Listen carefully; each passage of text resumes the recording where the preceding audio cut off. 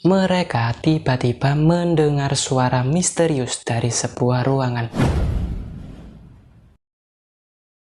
Halo bos-bosku, terima kasih sudah mengklik video ini and welcome to channel YouTuber Sederhana Bukan Cerita Biasa.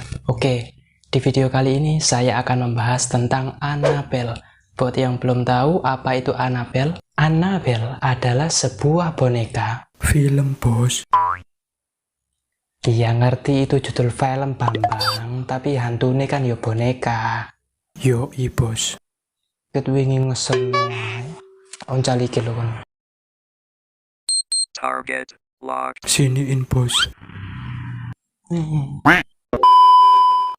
Annabelle adalah sebuah film horor supernatural yang berasal dari Amerika. Film ini dirilis di seluruh dunia pada tanggal 3 Oktober 2014 dan menjadi salah satu film horor terlaris tertinggi sepanjang waktu. Hingga kemudian dibuat sequelnya pada tahun 2017 dengan judul Annabelle Creation dan juga pada tahun 2019 dengan judul Annabelle Comes Home. Yang serem itu yang nomor 1 dan nomor 2 bos. Yang ketiga nggak terlalu sih menurut saya. Bagi yang belum nonton filmnya, saya rekomendasikan buat bos-bosku. Bagus kok bos, lumayan bikin orang jantungan. Saya di sini nggak akan menceritakan tentang bagaimana alur filmnya. Namun, saya akan membagikan sebuah kisah asli di balik boneka Annabelle tersebut. Oke, tanpa panjang 3 kali lebar lagi, ini dia kisah selengkapnya.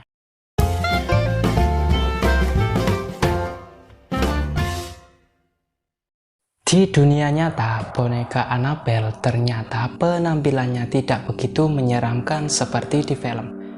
Nah, ini bos, boneka Annabelle yang asli. Jadi, boneka serem yang dipakai di film Annabelle itu sangat berbeda dengan kisah aslinya. Tapi, misalkan kalau di dalam film Annabelle itu memakai boneka yang ini, atau paling enggak ya replikanya lah, filmnya pasti jadi ndak serem.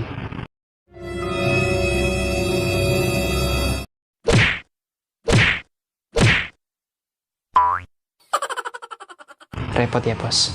Jadi rupa boneka Annabelle yang asli memang gak serem, tapi apa yang bersemayam di dalamnya itu yang bikin serem bos.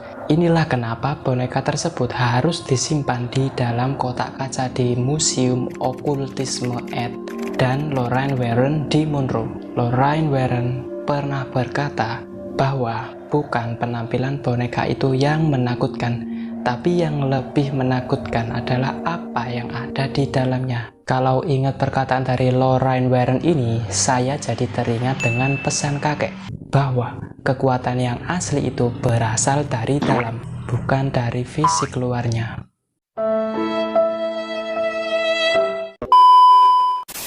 Kisah tentang boneka Annabelle ini bermula sejak tahun 1970 lewat cerita yang beredar dari mulut ke mulut. Jadi budaya gosip dari dulu memang sudah digandrungi ya bos. Tidak ada yang pernah menyaksikan secara langsung, namun kisah itu menjadi sebuah mitos yang sangat dipercaya bagi sebagian orang. Boneka tersebut awalnya dihadiahkan kepada saudara kembar yang bernama Donna dan Angie. Tak disangka boneka itu justru menjadi mimpi buruk bagi keluarga mereka. Boneka tersebut mulai kerap kali berpindah tempat dengan sendirinya. Pada suatu ketika boneka itu melayang dengan sendirinya, kemudian muncul kertas misterius di rumah itu yang berisi tulisan, "Tolong kami." Pernah juga Angie dan temannya sedang asik-asiknya bermain di rumah. Bocah-bocah bermain ya bos ya. Mereka tiba-tiba mendengar suara misterius dari sebuah ruangan, dan saat dihampiri mereka hanya menemukan boneka tersebut duduk di atas sebuah kursi. Namun yang lebih mengejutkan, pada suatu pagi dua bocah yang baru bangun dari tidurnya ini mendapati sebuah bekas cakaran yang ada di dada mereka. Dan anehnya, ibu dari si kembar ini juga mendapati ada bercak noda darah di tangan boneka tersebut.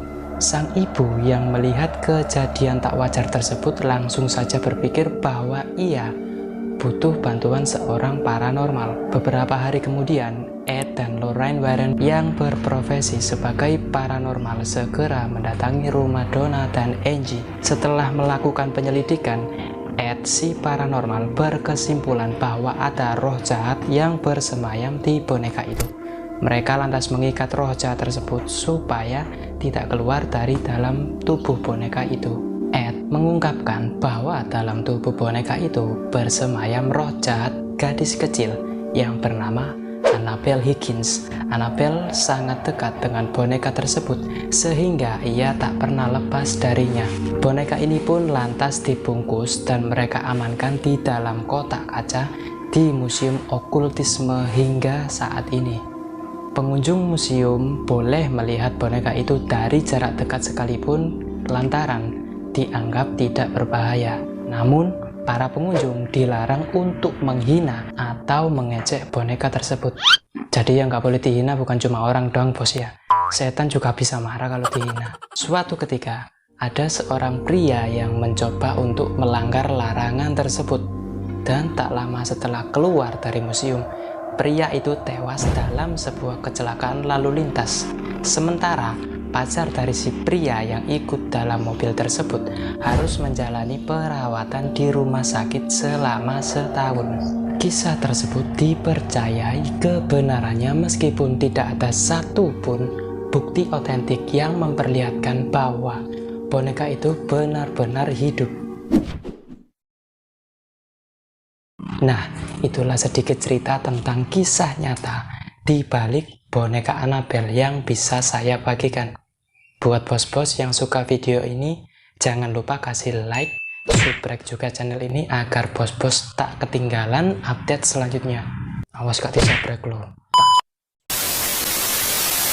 Terima kasih buat bos-bos yang sudah menonton video ini sampai akhir.